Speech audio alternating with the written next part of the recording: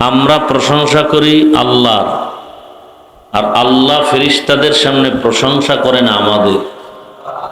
পরিশেষে আল্লাহ ঘোষণা দিতে থাকেন, যেই বেহেশতের বাগানে যারা আসছে সকলের জীবনের সব গুনাহ মাফ। একবার সুবহানাল্লাহ বলবেন তো জান্নাতে একটা গাছ হয়ে যায়। এই বরকতি মজলিসে বসা এক বরকত, শেষ দোয়া করে যাওয়া আর এক বরকত। কারণ দোয়া হলো স্বতন্ত্র একটি ইবাদত, আর দোয়া হুয়াল ইবাদত। দোয়া বড় দামি একটি সম্পদ। এতগুলো মানুষ এক জায়গায় নিয়ে বসিয়া মা বাবার জন্য দোয়া করাটা কয়জনার ভাগ্যে হয়। আর এখানে যারা বসা আছে পিওর মানুষ, যতক্ষণ বসে থাকবে মোবাইলে কোনো গুনাহ করবে করবে? এত পিওর। আর এই উলামায়ে কেরামের এই মজলিস ছাড়া এমনি কোনো দোয়ার অনুষ্ঠান করলেও, যেমন বাবার নামে খাওন, মায়ের নামে খানা দেয় না, ওখানে দেখবেন অধিকাংশ সুদখোরেরা সামনের কাতারে। যেই সুদখোরের মোনাজাত তওবা না করা পর্যন্ত একটা মোনাজাতও কবুল হবে না। বরং সুদখোর হলো জমিনের নিকৃষ্ট আল্লাহর অভিশপ্ত বান্দা। 24 ঘন্টা এদের আমল নামায় মায়ের সাথে জিনার গুনাহ হয়। কত খারাপ এরা, চিন্তা করেন তো। গর্ভধারিণী মায়ের সাথে অল টাইম জিনার গুনাহ।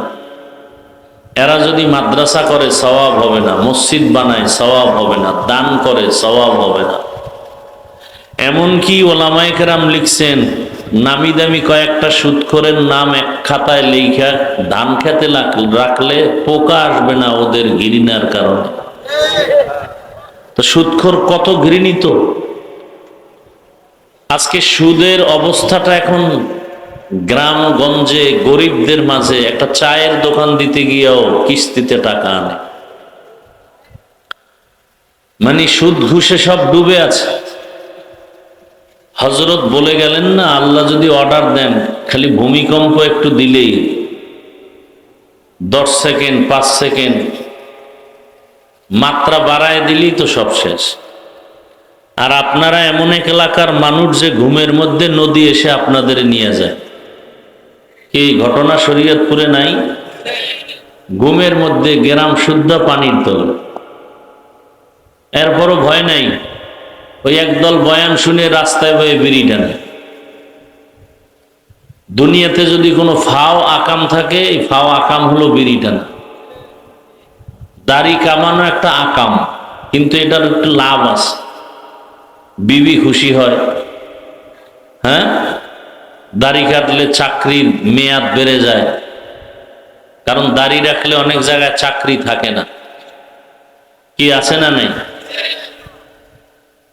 কিন্তু বিড়ি টানলে লাভ কি? একশোরায় কয় একটা লাভ আছে, বাথরুম ক্লিয়ার হয়।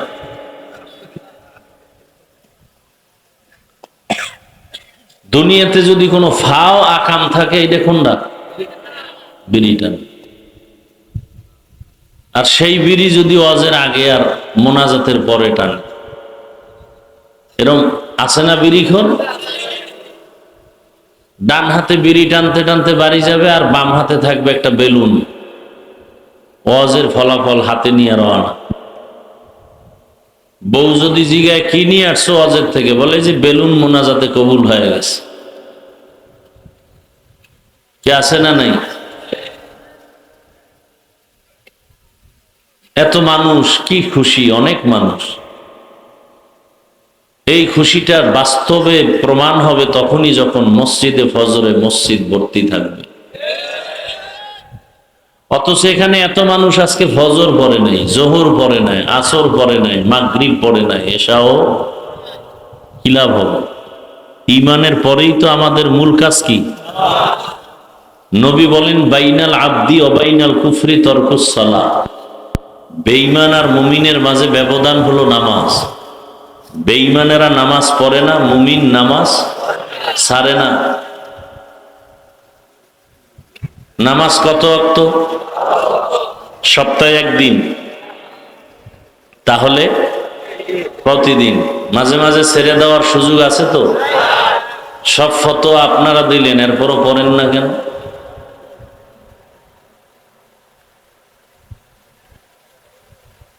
অশান্তি সব বেনামাজির কপালে। আমাকে হুজুর কোনো অশান্তি আছে? আমরা আগেও যেমন বাদশার মতো ছিলাম, পরের বাড়ি খাইয়া নাদুস নুদুস চেহারা, তেল তেল করে। কি পরের বাড়ি খায় না? আল্লাহর রসুল বলেন মেহমান ওর নিজেরটা খায়। আর যারা হারামখোর, হারাম খায়, এগো বাড়ি এগো গাড়ি বাঁচাতে পারে নাই, বাড়ি পড়ে আছে, ঘুমাইতে পারে না, জঙ্গলে দৌড়ায়। কি ভাই, ব্যাংকে কোটি কোটি টাকা, চেক বই নেই। বাংলাদেশকে বারবার কিনতে পারে, সরকারকে এরা টাকা দিয়ে চালায়। নাম বললে অনেকেই চিনবেন, সবাই চিনবে। এগো টাকায় সরকার চলে, বাংলাদেশ কিনতে পারবে বারবার। শুনছি 8, 9, 10, 11 ভাই, কপাল কত খারাপ যে পাশে থাইকাও মায়ের জানাজায় যেতে পারে নাই, জুতার বাড়ির ভয়। কিসের ভয়? তাহলে এই টাকা আর এই বাড়ির মাস্তানি করে লাভ কি? এও আওয়ামী লীগের বাবা, বিএমপিরাও উল্টা পাল্টা কইরো না, গাট্টি রেডি রাখো, তোমারও এই দশা হবে। জুলুম করলে বিচার হবে মরার আগে, সোজা কথা। জুলুম করলে বিচার মরণের পরে না, আগেই। সে যে জুলুম করুক। আচ্ছা, আওয়ামী লীগ করে এরকম ভালো লোক তো এখনো আছে, নাই বাংলাদেশে? আমি তো জানি অনেক আল্লাহর বান্দা আছে, কোটি কোটি টাকা মাদ্রাসা মসজিদে দান করে, দাঁড়িয়ে এত বড় 5 ওয়াক্ত নামাজ পড়ে, কোনো দুর্নীতিতে নেই। তাহলে সব কথার মূল কথা, আল্লাহর হুকুম রসুলের আদর্শ মেনে যারা চলবে এরাই দুনিয়ার বাদশা। সেটা হুজুর হোক, আর হুজুরও যদি লেবাস পরে উল্টা পাল্টা করে, তাহলে এর দশাও দুনিয়াতে মরার আগে সাইজ। আল্লাহ হেদায়াত দান করুন। তো মোনাজাত পর্যন্ত থাকার নিয়ত আছে, আল্লাহ কবুল করেন।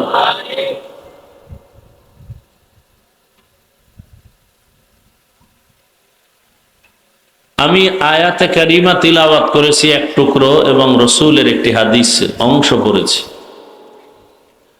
আয়াত হাদিসের আলোকে ইখলাস রুহানিয়াতের সমন্বয়, সহি নিয়তে, সহি তরিকায়, সহি কিছু কথা বলতে পারি, আপনারা শুনতে পারেন। সে তৌফিক কে দিবেন? আল্লাহ। সে তৌফিক আমাদেরকে দান করুন। তবে ওয়াজ হওয়ার জন্য 2 পুঁজি লাগে। কয় পুঁজি? এলেম, আমল আর কণ্ঠের বাহাদুরিতে বয়ান হয় না, ওয়াজ হয় না। বহু কণ্ঠওয়ালারাও মাইকের সামনে এসে হঠাৎ কণ্ঠ বন্ধ, বয়ান আসে না। আবার কোথাও গিয়ে বয়ানে বসলে ঘন্টাকে ঘন্টা চলে যায়, অনুভবও করা যায় না।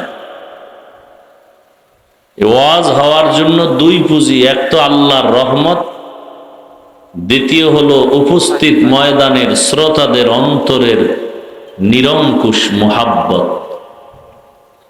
আমাকে বয়ানে লাগায় যদি আপনি মোবাইল নিয়ে ব্যস্ত থাকেন,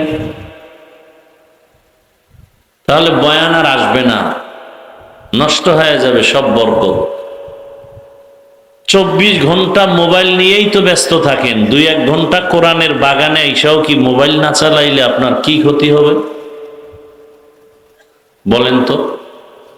24 ঘন্টাই তো মোবাইল নিয়ে থাকেন, বাথরুমে গেলেও মোবাইল, সারা রাত মোবাইলে তো আকাম করে করেই কাটাও যুবকরা।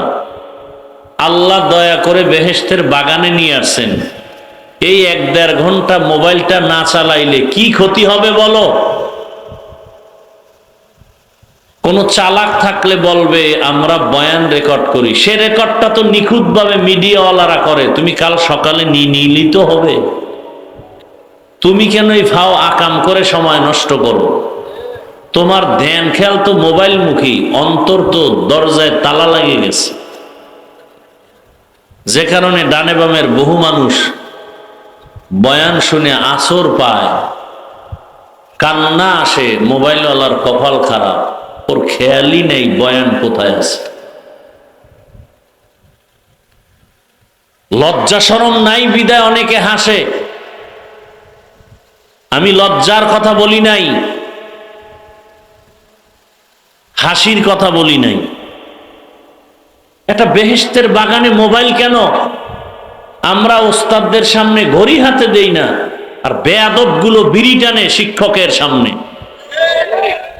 মোবাইল চালায় শিক্ষকের সামনে, আর আমরা মুরব্বীদের সামনে মোবাইল বের করি না।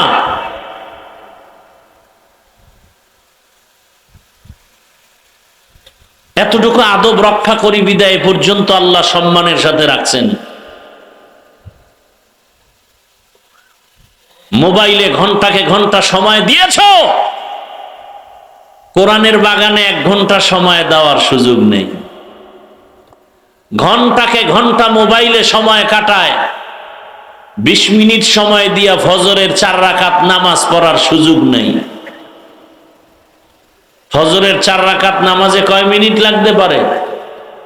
কথা বলে না তো। সারা রাত মোবাইলে সময় কাটাইতে পারলা, 20 মিনিট সময় দিয়া ফজরের 4 রাকাত নামাজ পড়া গেল না, তুমি কিসের মুসলমান? ও হুজুর বলে গেছেন না, তুমি ব্রাজিল আর আর্জেন্টিনার গোলাম। মান তাশাব্বাহা বিকাউমিন ফাহুয়া মিনহুম, যার সাথে যার মোহাব্বত তার সাথে তার। হ্যাঁ, রেডি থাকো। আমার মাথায় টুপি মদিনার, আমার দাড়ি মদিনার, আমার পোশাক মদিনার, আশা করি হাসর হবে মদিনার রসুলের সাথে। তোমার চুলগুলো বেঈমানের লাইনে, তোমার চেহারাটা পোশাকটা বেঈমানের অনুকরণে, তোমার হাসরটা তওবা না করলে নমরুদ ফেরাউন বেঈমানদের সাথেই হবে, এর কোনো বিকল্প নেই। দোয়া করি আল্লাহ তওবা নসিব করেন। ইন্নাল্লাযীনা আমানু ওয়া আমিলুস সালিহাতি কানাত লাহুম জান্নাতুল ফিরদাউসি নুজুলা। নিশ্চয়ই যারা ঈমান আনবেন, আমলে সালেহ করবেন, আল্লাহ তাদের জন্য স্থায়ীভাবে ঠিকানা বানিয়ে রেখেছেন, শান্তির ঠিকানা, সর্বোত্তম জায়গা জান্নাতুল ফিরদাউস। আরো আস্তে করে বলেন। নবীজি বলেন, লা তাআতা লি মাখলুকিন ফি মাসিয়াতিল খালিক। আল্লাহকে অসন্তুষ্ট করে পৃথিবীর অন্য কারো হুকুম মেনে চলা হারাম। আয়াত ও হাদিসের তরজমা শেষ। হাদিসের উপরে কিছু সংক্ষিপ্ত ব্যাখ্যা। আল্লাহকে অসন্তুষ্ট করে অন্যের হুকুম মানা যাবে না। প্রশ্ন, আল্লাহর হুকুমকে অমান্য করে অন্যের হুকুম মানে তারা কারা? সংক্ষিপ্ততার জবাব হলো, এই লোকগুলো হলো এক কথায় দুনিয়া লোভী। দুনিয়া লোভীরাই আল্লাহর হুকুমকে অমান্য করে মনের গোলাম হয়ে চলে, অন্যের গোলাম হয়ে চলে। এরা কি লোভী?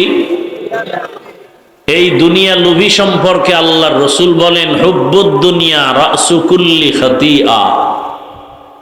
দুনিয়ার ভালোবাসা, লোভ সমস্ত কিছু ধ্বংসের কারণ। লোভে পাপ। এই দুনিয়া লোভীদেরকে হযরতে আলী রাদিয়াল্লাহু তাআলা আনহু বলেন, আদ-দুনিয়া জিফা ওয়া তালিবুহা কিলাব। দুনিয়াটা মৃত জন্তুর মতো, এর পেছনে যারা দৌড়ায় এরা কুকুরের ন্যায়, কুত্তা। মরা গরু, মৃত জন্তু খায় 3 শ্রেণীর প্রাণী, শকুন, শিয়াল আর কুকুর। কথা ঠিক? হযরতে আলী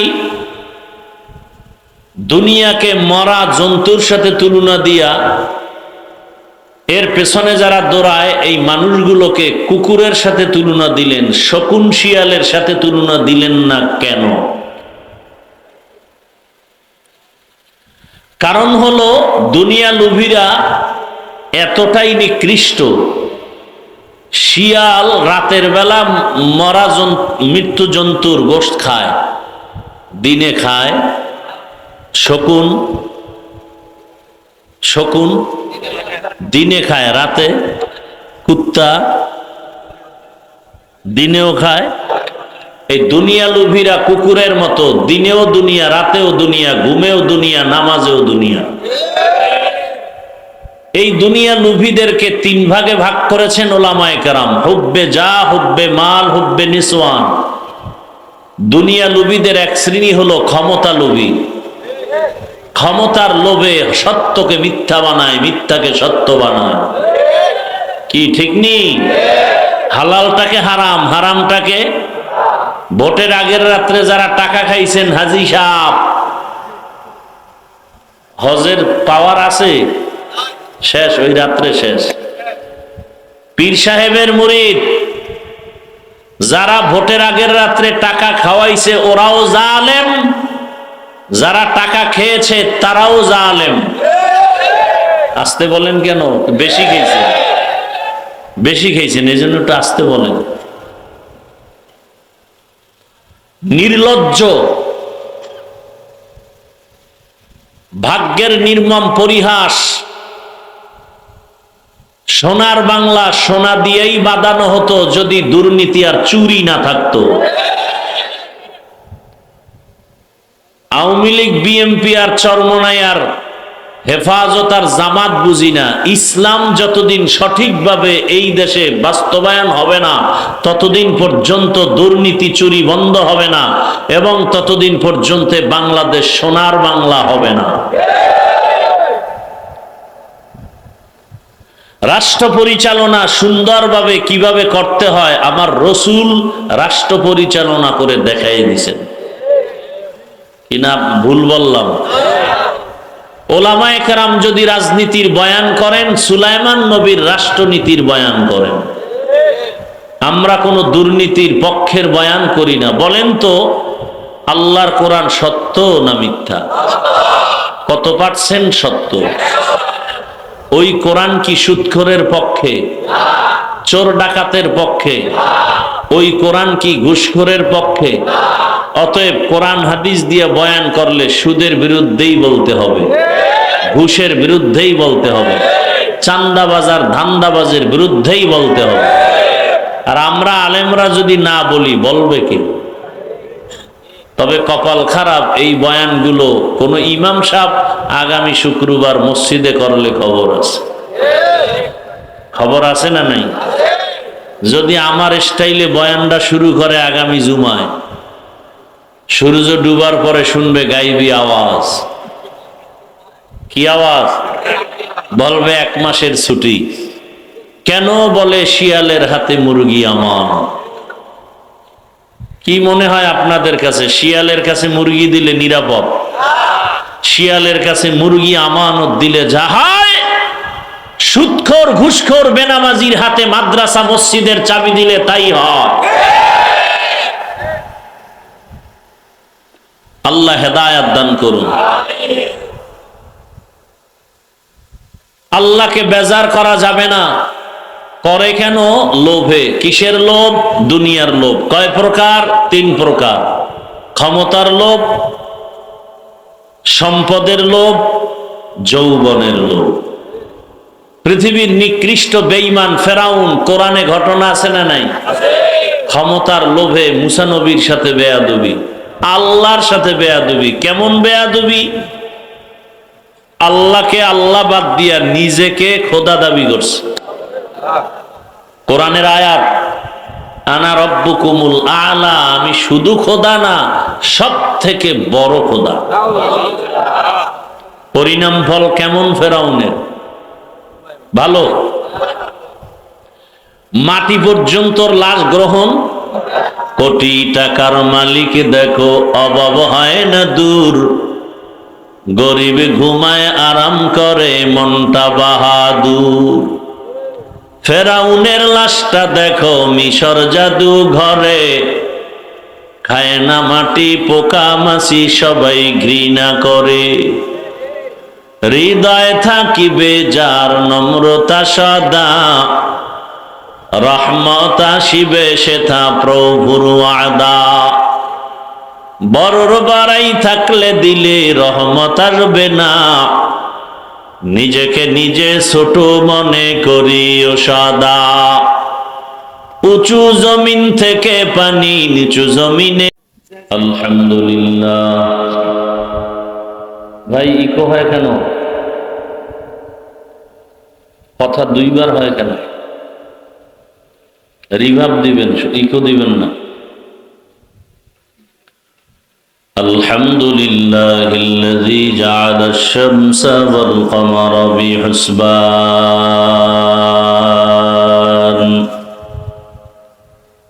ওয়ান নাজমা ওয়াশ শাজারা ইয়াসজুদান وفضل زمانا على زمان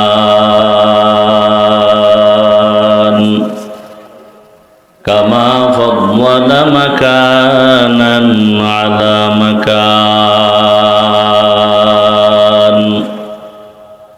وإنسانا على إنسان ونشهد أن لا إله إلا الله وحده لا شريك له لا ضد له ولا ند له ولا مثل له ونشهد أن سيدنا وسندنا وحبيبنا وحبيب ربنا وطبيبنا وطبيب قلوبنا ومولانا محمدا عبده ورسوله اللهم صل على محمد النبي الأمي وعلى آله وسلم تسليما وبعد فأعوذ بالله من الشيطان الرجيم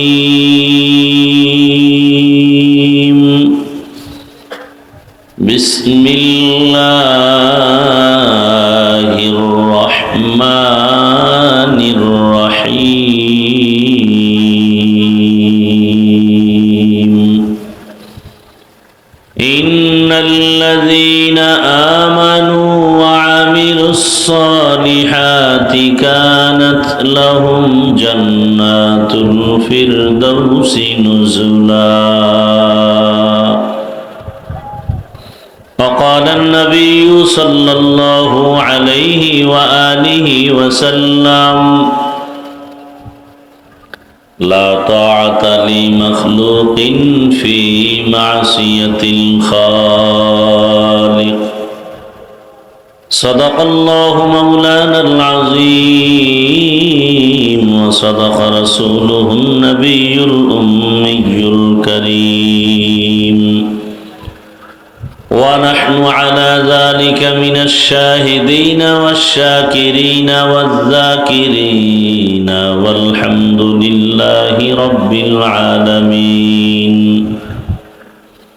سبحانك لا علم لنا إلا ما علمتنا إنك أنت العليم الحكيم رب اشرح لي صدري ويسر لي أمري واحلل عقدة من لساني يفقه قولي निगाह मुमिन से तो बदल जाती है तकदीर निगाह मुमिन से तो बदल जाती है तकदीर ये बंदा की कुव्वत नहीं कुदरत का इशारा, ये बंदा की कुव्वत नहीं कुदरत का इशारा। ऐ मर्द खिरद तर्क मासी की जरूरत, ऐ मर्द खिरद तर्क मासी की जरूरत। अब सोहबत सालेह की सवा कोई नहीं चारा, अब सोहबत सालेह की सवा कोई नहीं चारा। मरदूद है पीछे हमें खबर नहीं लेकिन, मरदूद है पीछे हमें खबर नहीं लेकिन। एक वक्त में हालाक जो अमाल है सारा, एक वक्त में हालाक जो अमाल है सारा।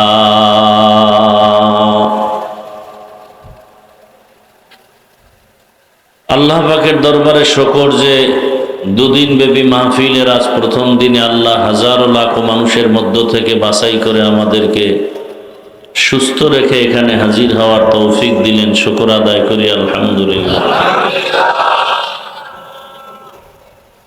মাহফিলের মুহতারাম সভাপতি জনাব মুশতাক আহমেদ মাসুম বালা সাহেব, প্রধান অতিথি আলহাজ শফিকুর রহমান কিরণ, এমপি মহোদয় সহ অন্যান্য অতিথিবৃন্দ, হযরত উলামায়ে কেরাম, আল্লাহ পাকের শুকর আরো আদায় করি যে আজকের আবহাওয়া অনুকূলে রেখেছেন।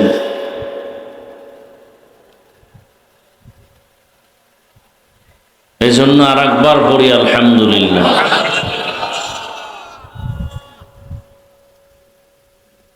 দরুদ ও সালাম সৈয়দুল মুরসালিন রহমাতুল লিল আলামিন শফিউল মুজনিবিন খাতামুন নবিয়্যিন সৈয়দুস সাকালাইন ইমামুল মুরসালিন শফিয়ে আযম রাসূল আকরাম রহমতে আলম নবিয়ুল আরব ওয়াল আজম हबीब किबरिया अशरफुल अंबिया सैयदुल अंबिया शफीअ महशर साक़ी कौसर आका नामदार मदीना का ताजदार आफताब नबूवत फ़ख्र मौजूदात सैयदुल मखलूक़ात हज़रत मुहम्मदुर रसूलुल्लाह सल्लल्लाहु अलैहि व आलिहि वसल्लम ऊपर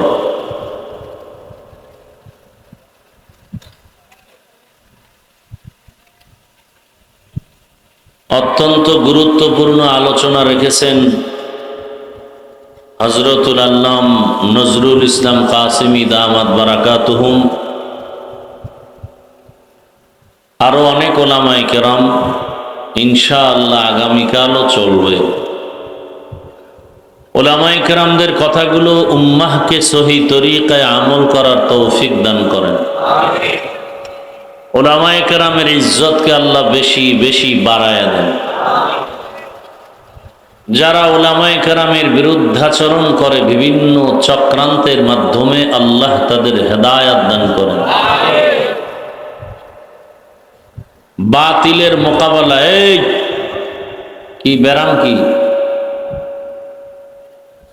হেদায়েত হইছে না বিড়ি টানতে যাও?